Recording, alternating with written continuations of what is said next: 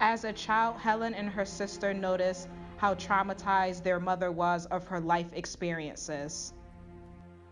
My parents made a decision early on not to speak German to us, for example. Though they spoke among themselves sometimes and with friends, so I could understand pretty much everything after, at a certain age. And I still understand a lot, but I can't really speak. Which to me is pretty amazing after the experiences that people have been through, that they could pick up and lead a fairly normal life. But of course it did have its effect on her, absolutely. I think she's fearful of a lot of things, and that's still true today, and I'm sure that has to do with her experiences. She's very hesitant to go any place by herself she's never been before. She's afraid of being lost. Yeah, it had a very big effect on her, for sure. And for years, she didn't talk about it a lot, as I said, except in bits and pieces, until my children were a little bit older. And then when my son was in, I'm not sure, 4th, 5th grade, or maybe even 3rd, I had a very close friend who was his teacher, and she asked my mother to come and speak to the class. And I think that was the first time that she spoke publicly about her experiences. And it was very hard for her, but I think it was also cathartic to some extent. And that was when she started really talking about what she went through. And which she is still doing. She just spoke at the magnet school here. And they've actually, they have a project there, I don't know if you're aware of it.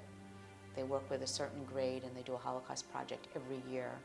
And she has gone twice now to speak to the kids, and they just started some kind of award that they're naming after her. I don't think in those days there was an annual Holocaust commemoration day like there is now. That came later, I think.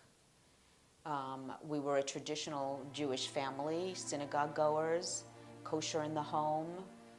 That was very important, and keeping up the traditions, strong Israel supporters. Yeah, I'm not sure if it's because, but yes, my mother in particular was very protective, very controlling, I would say. We always had very strict set deadlines when we had to be home. In terms of food, we were kosher, but other than that, yeah. But I remember coming home from school every day, and my mother would be there and want to know exactly what happened during the day, everything I did. And there are a lot of things that I heard later. I know she went through a period, as I said, when I was pretty young, that she was having a really hard time with anxiety, not sleeping, etc. And she went to her general physician, who said, "Oh, you don't have to go to a psychiatrist, just come and talk to me, I can deal with it." And I guess he did help her. It definitely got better. And I think there were periods where she was on medication. Not constantly, but it was available for her in the house. Always in the back of your mind, I think, as the child of anybody who's gone through something so traumatic, there's always the question in the back of your head, how would I have handled this? My mother survived, and, how would I have done? Could I have dealt with this? Could I have handled this? And it also puts other events in your life, I think, in a certain perspective. I remember, I don't think it was really a revelation. I think I was proud of her that she was starting to talk about it, and I thought it was good for her to start talking about it. And I'm very proud of the fact that she's pushed herself, and that's what she's had to do, really, to speak to groups of adults, to speak to groups even more so of children. She really enjoys going to schools more than anything and sharing her story with them, and she's learned how to tailor what she says to the appropriate age group, and I'm very proud of her for that.